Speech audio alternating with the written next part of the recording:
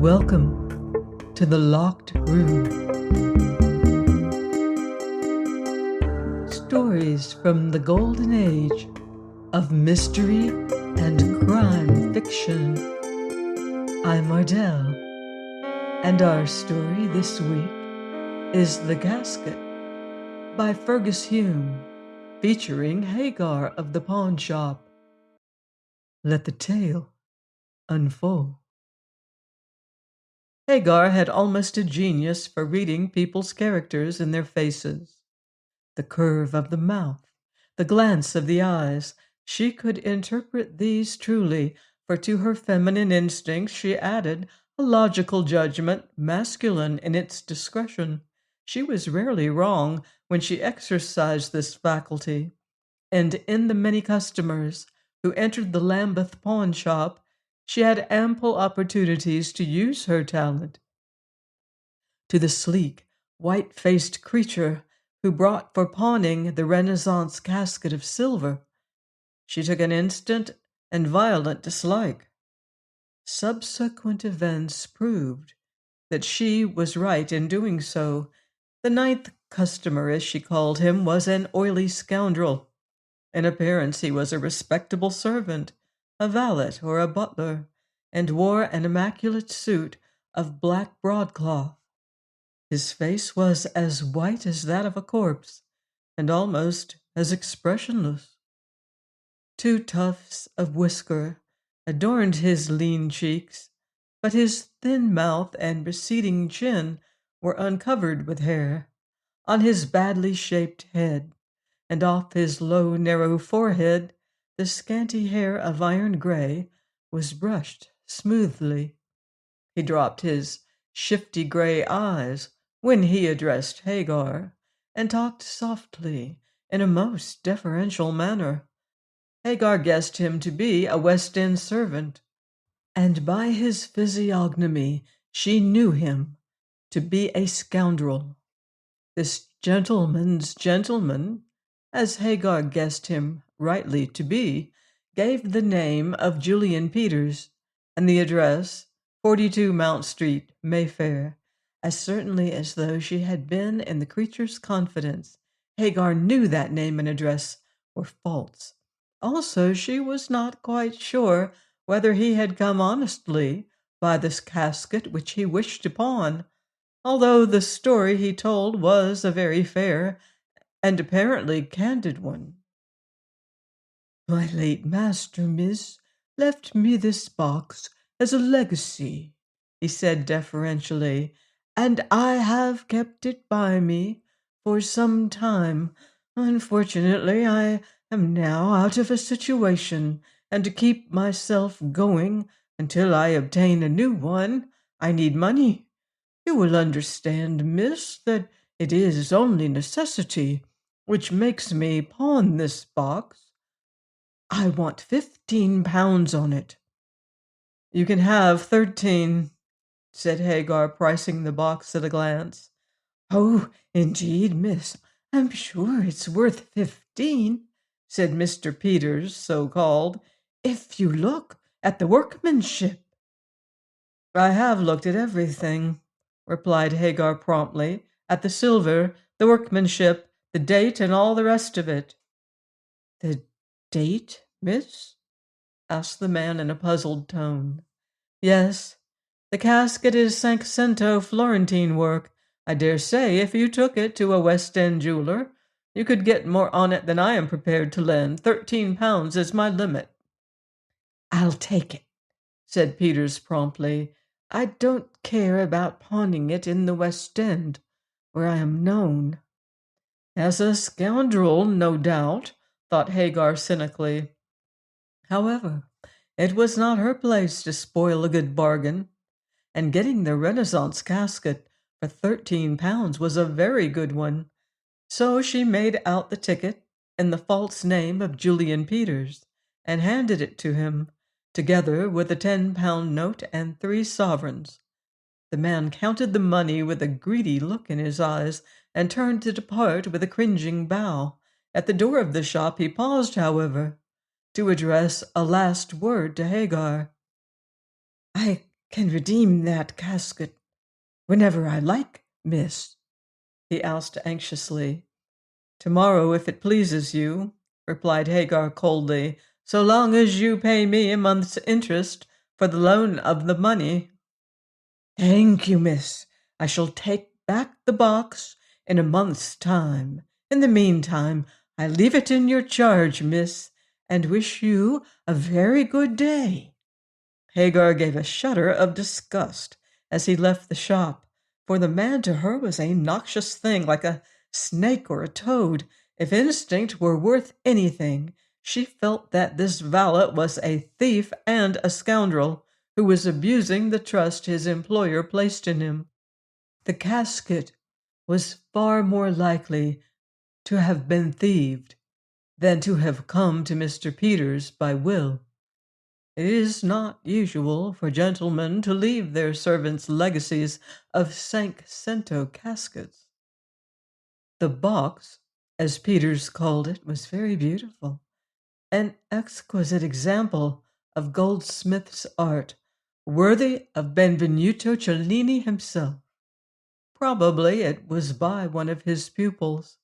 Renaissance work, certainly, for in its ornamentation there was visible that mingling of Christianity and paganism which is so striking a characteristic of the rebirth of the arts in the Italy of Dante and the Medici. On the sides of the casket in relief there were figures of dancing nymph and piping satyr, flower-wreathed altar, and vine-crowned priest. On the lid, a full-length figure of the Virgin with upraised hands, below clouds and the turrets of a castle. Overhead, the glory of the Holy Ghost, in the form of a wide-winged dove, and fluttering cherubs and grave saints. Within, the casket was lined with dead gold, smooth and lustreless. But this receptacle contained nothing.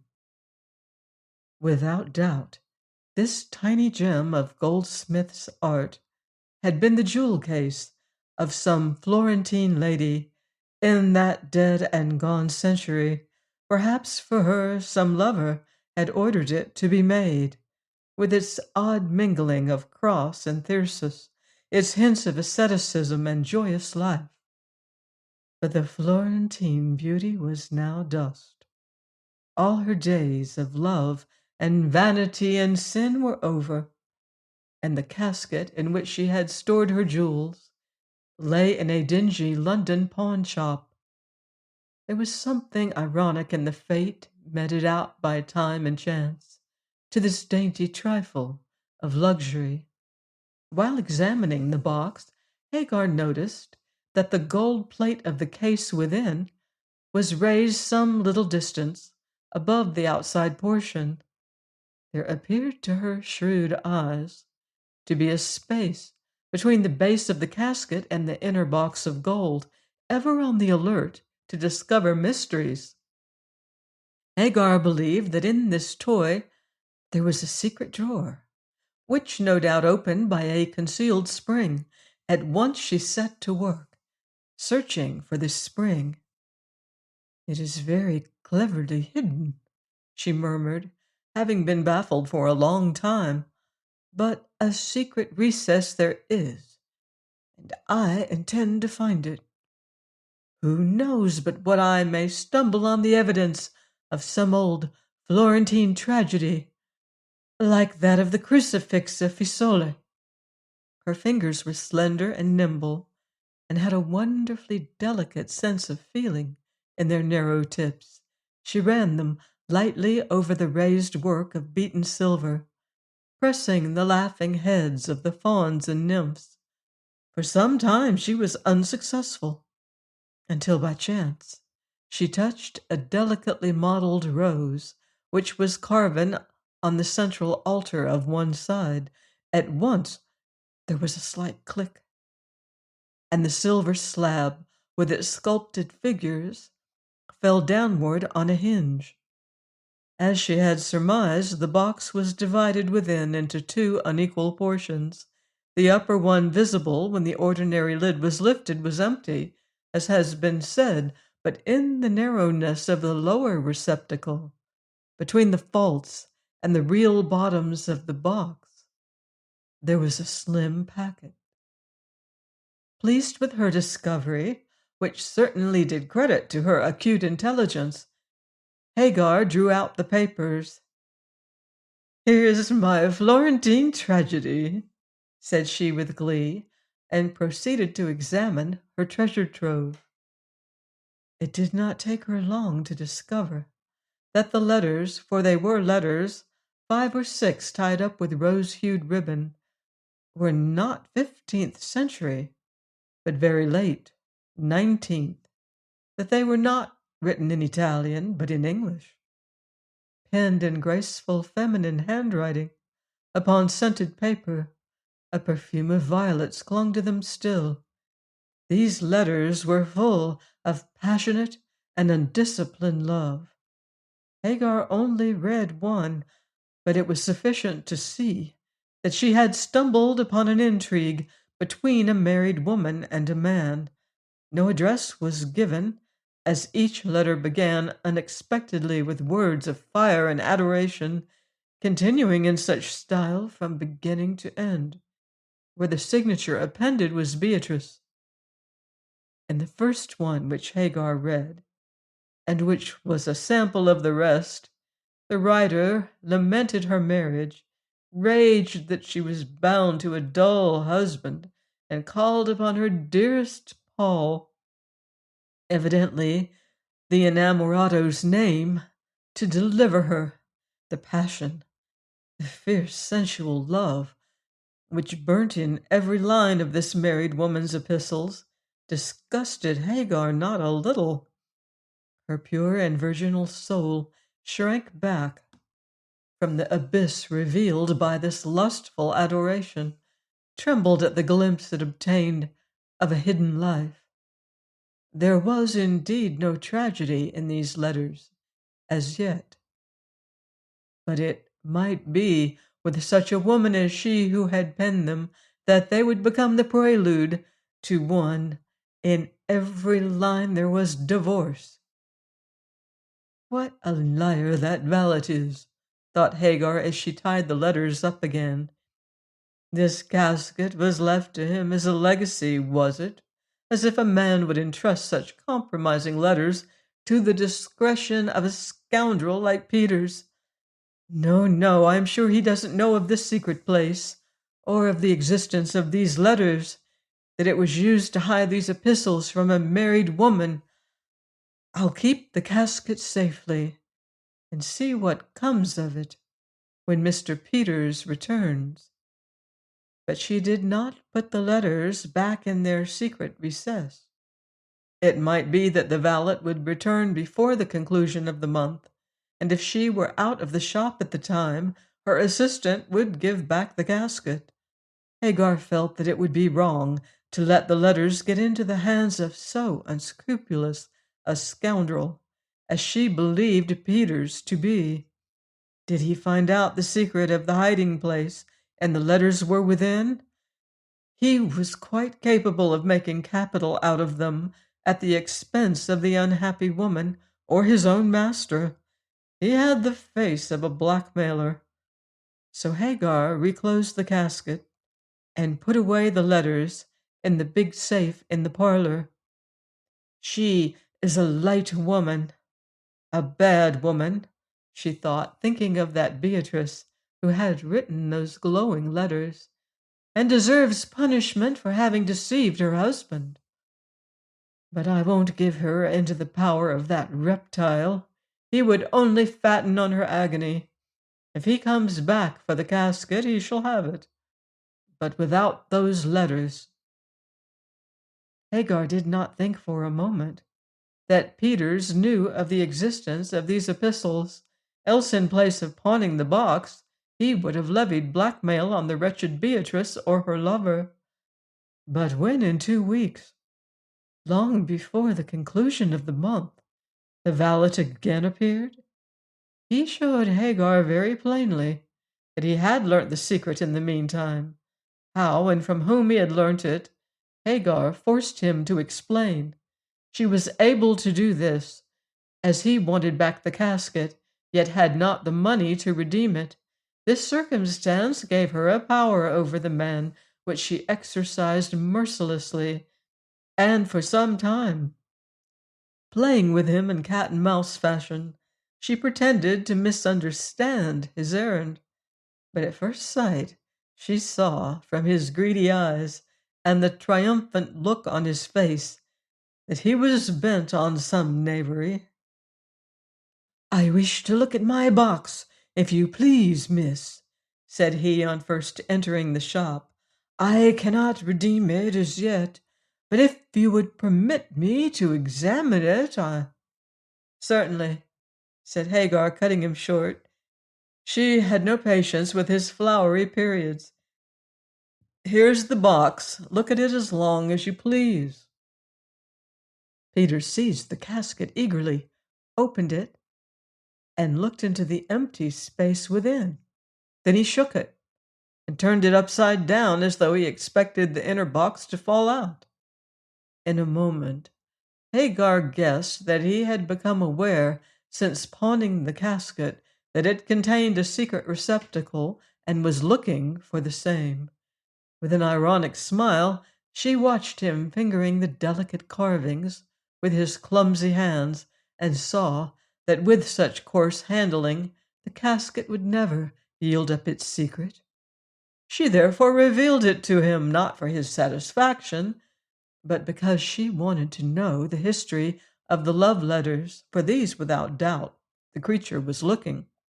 And Hagar congratulated herself that she had obeyed her instinct and had placed the letters beyond his reach. "You can't find it, I see," she observed as Peters put down the casket in disgust. "Find what?" he asked with a certain challenge in his regard. "The secret drawer for which you are looking." "How do you know that I look for a secret drawer, miss?" "I can guess as much from the persistent way in which you press the sides of that box. Your late master, who left you the casket as a legacy, evidently did not explain its secrets. But if you wish to know, look here." Hagar picked up the box deftly, touched the altar rose with a light finger, and revealed to Mr. Peters the secret recess. His face fell, as she knew it would, at the sight of the vacant space. "Why, it's empty," he said aloud in a chagrined tone. I thought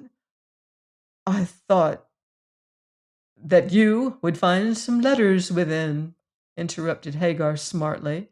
"No doubt, but you see, Mr. Peters, if that is your name, I happen to have anticipated you." "What? You have found the letters?" "Yes, a neat little bundle of them, which lies in my safe." "Please give them to me," said the man with tremulous eagerness. "Give them to you," repeated Hagar contemptuously. "Not I. It is not my business to encourage blackmailing." "But they are my letters," cried Peters, getting red, but not denying the imputation of blackmailing. "You cannot keep my letters." "Yes, I can," retorted Hagar, putting the box on the shelf behind her, "in the same way that I can keep this casket, if I so choose." "How dare you?" said the man, losing all his suavity. "The box is mine." "It is your master's, you mean, and the letters also. You stole the casket to get money, and now you would steal the letters, if you could, to extort money from a woman. Do you know what you are, Mr. Peters? You are a scoundrel." Peters could hardly speak for rage, but when he did find his voice, it was to threaten Hagar with the police. At this, she laughed contemptuously. "The police?" she echoed. "Are you out of your mind? Call a policeman if you dare. And I give you in charge for thieving that box." "You cannot. You do not know my master's name." "Do I not?" retorted Hagar, playing a game of bluff. You forget that the name and address of your master are in those letters." Seeing that he was baffled in this direction, the man changed his high tone for one of diplomacy. He became cringing and wheedling and infinitely more obnoxious than before. Hagar could hardly listen to his vile propositions with calmness, but she did so advisedly, as she wished to know the story of the letters, the name of the woman who had written them, and that of the man, Peter's master, to whom they had been sent. But the task was disagreeable and required a great deal of self-restraint. "Why not share the money with me?" said Peters in silky tones. "Those letters are worth a great deal. If you let me have them, I can sell them at a high price, either to my master or to the lady who wrote them." "No doubt," replied Hagar with apparent acquiescence. "But before I agree to your proposal, I must know the story." "Certainly, miss. I shall tell it to you. "One moment," interrupted Hagar. "Is Peters your real name?" "Yes, miss, but the address I gave was false. Also the Christian name I gave you. I am John Peters of Duke Street, St. James, in the employment of Lord Averley." "You are his valet?" "Yes, I have been with him for a long time, but I lost some money at cards a week or two ago, "So you stole this casket," finished Hagar sharply. "No, miss, I didn't," replied Peters with great dignity. "I borrowed it from my lord's room for a few weeks to get money on it. I intended to redeem and replace it within the month. I shall certainly do so. If our scheme with these letters turns out successful—" Hagar could hardly restrain herself from an outbreak when she heard this wretch so coolly discuss the use he intended to make of the profits to be derived from his villainy. However, she kept herself calm and proceeded to ask further questions, with a view to gaining his entire confidence. "Well, Mr. Peters, we will say you borrowed it," she remarked ironically, "but don't you think that was rather a dangerous proceeding?" "I didn't at the time," said Peters ruefully, "as I didn't know my lord kept letters in it. I did not fancy he would ask after it. However, he did ask 2 days ago and found that it was lost." "Did he think you had taken it?" "Lord bless you, no," grinned the valet. "I ain't quite such a fool as to be caught like that. My lord's rooms have been done up lately, so he thought as perhaps the paper hangers or some of that low lot stole the box." "In that case, you were safe enough," said Hagar, enraged at the ingenious villainy of the creature. "But how did you come to learn that there were letters hidden in this box? You didn't know of them when you pawned it." "No, miss, I didn't," confessed Peters regretfully. "But yesterday I heard my lord say to a friend of his that there were letters to him from a married lady in the secret place of the box. So I thought—" "That you would find the secret place and use the letters to get money out of the married lady." "Yes, I did. That's what we're going to do, ain't it?" "Is the married lady rich?" asked Hagar, answering the question by asking another. "Lor, miss, her husband, Mr. Delamere, has no end of money. She'd give anything to get those letters back. Why, if her husband saw them, he would divorce her for sure. He's a proud man, is Delamere." "Has he any suspicion of an intrigue between his wife and Lord Averley?" "Not he, miss. He'd stop it if he had. Oh, you may be sure she'll give a long price for those letters." "No doubt," assented Hagar. Well, Mr. Peters, as I am your partner in this very admirable scheme, you had better let me see Mrs. Delamere. I'll get more out of her than you would. I dare say, miss. You're a sharp one, you are. But you'll go shares, fair. Oh, yes, if I get a good sum, you shall have half, replied Hagar ambiguously. But where does Mrs. Delamere live? In Curzon Street, miss, the house painted a light red. You'll always find her in now, about 7. Squeeze her for all she's worth, miss. We've got a good thing in on this business. It would seem so, replied Hagar coolly. But if I were you, Mr. Peters, I would redeem this casket as soon as I could. You may get into trouble else. I'll take the money out of my share of the cash, said the scoundrel. Don't you take less than 500, miss. Those letters are worth it. Be content. I'll see to all that. Tomorrow I shall interview Mrs. Delamere, so if you come and see me the day after, I will tell you the result of my visit. Oh, there can only be one result for the sharp one like you, grinned Peters. You squeeze Mrs. Delamere like an orange, miss. Say you'll tell her husband, and she'll pay anything. Good day, miss. My stars, you're a sharp girl. Good day. Mr. Peters departed with this compliment, just in time to stop Hagar from an unholy desire to throw the casket at his head. The man was a greater scoundrel even than she had thought, and she trembled to think of how he would have extorted money from Mrs. Delamere had he obtained the letters. Luckily for that lady, her foolish epistles were in the hands of a woman far more honorable than herself. Although untitled, Mrs. Delamere was a very great lady.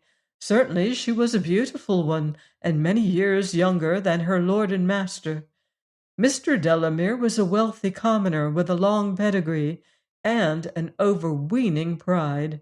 Immersed in politics and blue books, he permitted his frivolous and youthful wife to do as she pleased, provided she did not drag his name in the mud. He would have forgiven her anything but that. She could be as extravagant as she pleased, gratify all her costly whims, and flirt, if she so chose, and she did choose, with 50 men. But if once the name of Delamere was whispered about in connection with a scandal, she knew well that her husband would seek either a separation or a divorce. Yet with all this knowledge, pretty, silly Mrs. Delamere was foolish enough to intrigue with Lord Averley and to write him compromising letters. She never thought of danger. Averley was a gentleman, a man of honor, and he had told her a dozen times that he always burnt the letters she wrote him. It was therefore a matter of amazement to Mrs. Delamere when a gypsy-like girl called to see her with a sealed envelope, and mentioned that such envelope contained her letters to Averley. "Letters? Letters?" said Mrs. Delamere, brushing her fluffy yellow curls off her forehead. "What do you mean?" "I mean that your letters to Lord Averley are in this envelope," replied Hagar, looking coldly at the dainty doll before her. "I mean also that did your husband see them, he would divorce you." Mrs. Delamere turned pale under her rouge. "Who are you?" she gasped, her blue eyes dilating with terror. "My name is Hagar Stanley. I am a gypsy girl, and I keep a pawn shop in Lambeth." "A pawn shop? How did you get my letters?" "The valet of Lord Averley pawned a silver box in which they were concealed," explained Hagar. "He intended to use them as a means to extort money from you. However, I obtained the letters before he did, and I came instead of him." "To extort money also, I suppose?" For the life of her, Mrs. Delamere could not help making the remark. She knew that she was speaking falsely, that this girl, with the grave, dark, poetic face, was not the kind of woman to blackmail an erring sister. Still, the guilty little creature saw that Hagar, this girl from a pawnshop of the slums, was sitting in judgment upon her, and already in her own mind condemned her frivolous conduct. Proud and haughty Mrs. Delamere writhed at the look on the face of her visitor, and terrified as she was at the abyss which she saw opening at her feet, she could not help making a slighting remark to gall the woman who came to save her. She said it on the impulse of the moment, and impulse had cost her dearly many a time. But that Hagar was a noble woman, it would have cost the frivolous beauty dearly now. "No, Mrs. Delamere," replied Hagar, keeping her temper, for really this weak little creature was not worth anger. "I do not wish for money. I came to return you these letters, and I should advise you to destroy them." "I shall certainly do that," said the fashionable lady, seizing the envelope held out to her. "But you must let me reward you." "As you would reward anyone who returned you a lost jewel," retorted the gypsy with curling lip. "No, thank you. What I have done for you, Mrs. Delamere, is above any reward." "Above any reward?" stammered the other, wondering if she heard aright. "I think so," responded Hagar gravely. "I have saved your honor." "Saved my honor!" cried Mrs. Delamere furiously. "How dare you? How dare you?" "I dare, because I happen to have read one of those letters. I read only one, but I have no doubt that it is a sample of the others. If Mr. Delamere read what I did, I am afraid you would have to go through the divorce court with Lord Averley as co-respondent." "You are mistaken," stammered Mrs. Delamere, drawn into defending herself. "There is nothing wrong between us. I swear." "It is no use to lie to me," said Hagar curtly. "I have seen what you said to the man. That is enough. However, I have no call to judge you. I came to give you the letters. You hold them in your hand. So I go." "Wait, wait. You have been very good. Surely a little money—" "I am no blackmailer," cried Hagar wrathfully, "but I have saved you from one. Had Lord Averley's valet become possessed of those letters, you would have had to pay thousands of pounds for them." "I know, I know," whimpered the foolish little woman. "You have been good and kind. You have saved me. Take this ring as—" "No, I want no gifts from you," said Hagar, going to the door. "Why not? Why not?" Hagar looked back with a glance of immeasurable contempt. "I take nothing from a woman who betrays her husband," she said tranquilly. "Good night, Mrs. Delamere, and be careful how you write letters to your next lover. He may have a valet also." And Hagar left the magnificent room, with Mrs. Delamere standing in it, white with rage and terror and humiliation. And those few contemptuous words of the poor gypsy girl, her sin had come home to her. Hagar had come to the West End to see the woman who had written the letters. Now she walked back to her Lambeth pawnshop to interview the man to whom they had been sent. She was not a girl who did things by halves, and bent upon thwarting in every way the scoundrelism of John Peters, she had sent a message to his master. In reply, Lord Averley had informed her that he would call on her at the time and place mentioned in her letter. The time was 9 o'clock. the place the dingy parlor of the pawn shop, and here Hagar intended to inform Lord Averley of the way in which she had saved Mrs. Delamere from the greed of the valet. Also, she intended to make him take back the casket and repay the money lent on it.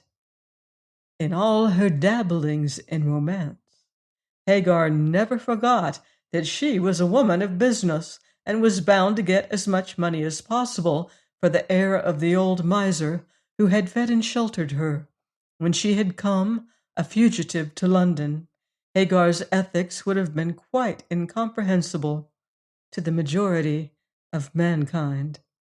True to the hour, Lord Averley made his appearance in Carby's Crescent and was admitted by Hagar to the back parlor. He was a tall, slender, fair man, no longer in his first youth, with a colorless face, which was marked by a somewhat tired expression. He looked a trifle surprised at the sight of Hagar's rich beauty, having expected to find an old hag in charge of a pawn shop. However, he made no comment but bowed gravely to the girl and took the seat she offered to him. In the light of the lamp, Hagar looked long and earnestly at his handsome face. There was a look of intellect on it, which made her wonder how he could have found satisfaction in the love of a frivolous doll like Mrs. Delamere. But Hagar quite forgot for the moment that the fullest delight of life lies in contrast. "I have no doubt you wondered at receiving a letter from a pawn shop," she said abruptly. "I confess I did," he replied quietly, "but because you mentioned that you had my casket, I came. It is here, you say?" Hagar took the silver box off a near shelf and placed it on the table before him. "It was pawned here 2 weeks ago," she said quietly. "I lent £13, so if you give me that sum and the month's interest, you can have it." Without a word, Lord Averley counted out the £13, but he had to ask her what the interest was. Hagar told him, and in a few moments the transaction was concluded. Then Averley spoke. "How did you know it was my casket?"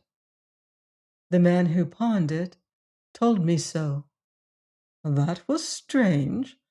"Not at all, my lord. I made him tell me." "Hmm. You look clever," said Averley, looking at her with interest. "May I ask the name of the man who pawned this?" "Certainly. He was your valet, John Peters." "Peters?" echoed her visitor. "Oh, you must be mistaken. Peters is an honest man." "He is a scoundrel and a thief, Lord Averley, and but for me he would have been a blackmailer." "A blackmailer?" "Yes. There were letters in that casket." "Were letters?" said Averley hurriedly, and drew the box towards him. "Do you know the secret?" "Yes, I found the secret recess and the letters. It was lucky for you that I did so. Your indiscreet speech to a friend informed Peters that compromising letters were hidden in the casket. He came here to find them, but I had already removed them." "And where are they now?" "I gave them back to the married woman who wrote them." "How do you know who wrote them?" asked Lord Averley, raising his eyebrows. "I read one of the letters, and then Peters told me the name of the lady. He proposed to me to blackmail her. I ostensibly agreed and went to see the lady to whom I gave back the letters. I asked you here tonight to return the casket, also to put you on your guard against John Peters. He is coming to see me tomorrow to get, as he thinks, the money obtained by means of the letters. That is the whole story." "It is a queer one," replied Averley, smiling. "I shall certainly discharge Peters, but I won't prosecute him for thieving. He knows about the letters, and they are far too dangerous to be brought into court." "They are not dangerous now, my lord. I have given them back to the woman who wrote them." That was very good of you, said Averley satirically. May I ask the name of the lady? Surely you know Mrs. Delamere. Averley looked aghast for a moment, and then began to laugh quietly. My dear young lady, he said, as soon as he could bring his mirth within bounds, would it not have been better to have consulted me before giving back those letters? No, said Hagar boldly, for you might not have handed them over. Certainly, I should not have handed them over to Mrs. Delamere, said Averley with a fresh burst of laughter. Why not? Because she never wrote them. My dear lady, I burnt all the letters I got from Mrs. Delamere, and I told her I had done so. The letters in this casket signed Beatrice were from a different lady altogether. I shall have to see Mrs. Delamere. She'll never forgive me. What a comedy! And he began laughing again. Hagar was annoyed. She had acted for the best, no doubt, but she had given the letters to the wrong woman. Shortly the humor of the mistake struck her also, and she laughed in concert with Lord Averley. I'm sorry I made a mistake, she said at length. You couldn't help it, replied Averley, rising. It was that scoundrel Peters who put you wrong, but I'll discharge him tomorrow. And to get those letters of Beatrice back from Mrs. Delamere. And you'll leave that poor little woman alone, said Hagar as she escorted him to the door. My dear lady, now that Mrs. Delamere has read those letters, she'll leave me alone severely. She'll never forgive me. Good night. Oh, me, what a comedy! Lord Averley went off, casket and all.